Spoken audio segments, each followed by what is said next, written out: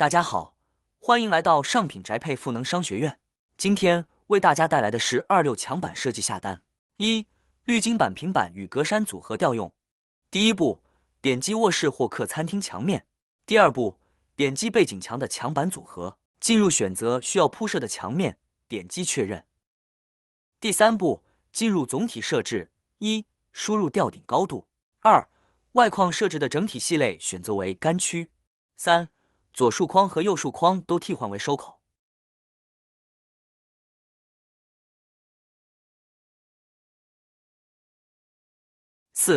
上横框和下横框根据实际情况选择顶线或收口条。第四步，区域划分。根据需要选择横向或竖向。添加分割线。分区设置，可选择自定义进行不同效果的区域划分。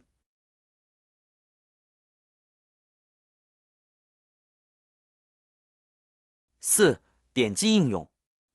方案设置，依次点击墙板，选择墙板类型。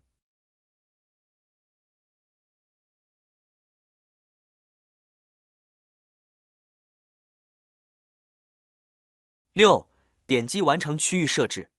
以上是滤金板平板与格栅组合调用方式。